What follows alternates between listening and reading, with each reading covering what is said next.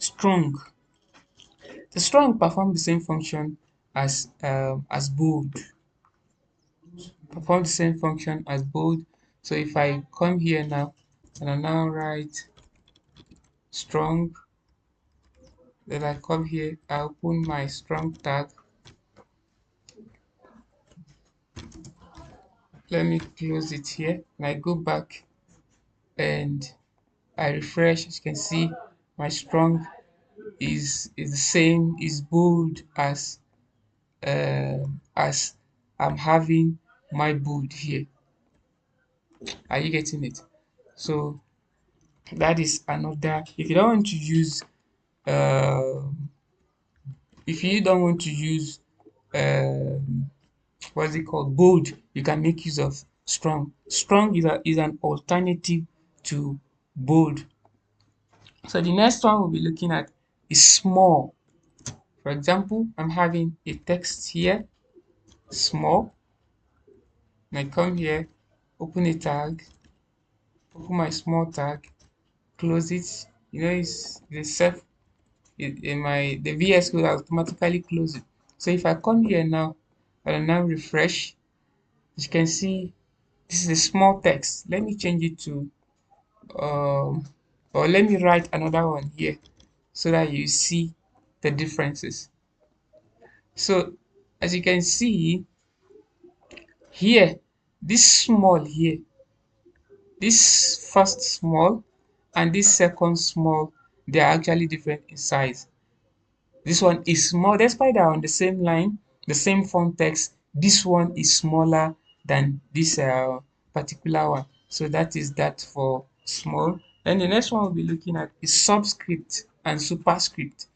For example, I have 20. Let's say, let me first of all open my sub,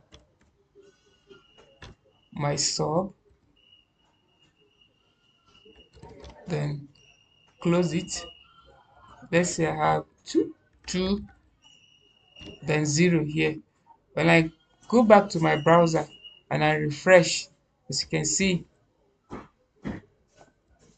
here, the 2 comes down, which serve as the subscript. Then the same thing, you can also have a superscript. For example, now I want to write like 20th 08 August, or let's say 20th August 2000 2024, and I want this T to be a superscript, SUP. Then I'll close it. So if I save and I preview, you see that my 20 is at the top. My 20 here is at the top. So that's this that's that for superscript. Then another one again, we have delete. Let's take for example, I want to delete this. What I'll do, I'll just use my DL. Let me move this one in between here. So if I go back and I refresh, where is it? Why is it not taking effect? Okay, sorry, I mistake. I didn't add my L. So if I go back now, you see that it has a strike through. It has a strike through. So you can see from here, it has a strike through. And you know, this is the normal way, the accepted way of cancelling or deleting it. You don't to to and it has been deleted, so that even the person that is going to read such document will still be able to see what you've written. Are you getting it? So the next one that we'll be looking at is the quote. For example, I'm having from here Lorem ipsum dolor whatever down to this side here, down to this side. So I want to quote it. If I want to quote it, I can simply come here and write my quote like this. Can come here and I'll write a code like this. And as you can see, this is it. My code starts from here, and it actually ended here. Are you getting it? Are you getting it now? But now, in a situation where, because there are some, there's a point you get to, this code will actually denote something. It will denote a function. It will stand for a function. In the sense that if you include a quote here, the browser will take the code for a function, for a particular function in the HTML tag. So what I will say, what you do at that in that instance is for you to just queue, open your queue, then where you want the queue tag to stop, you close it there. So if I go back now and I refresh, you will notice that my code is still there. Are you getting it now? My code is still there. So that is it. Then the next one that I want us to look at is giving color to text. How you can actually set color to your text. For example, these types of fruit, I want to give it a color of let's say I want it to have a yellow color of yellow. Then after that, I'll close the font color already closed. So I'll come here. It's the same. So as you can see, I have my text. It has changed from the default black color to blue color.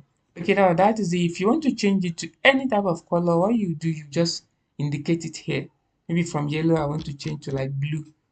If you go back and you refresh, you see it blue.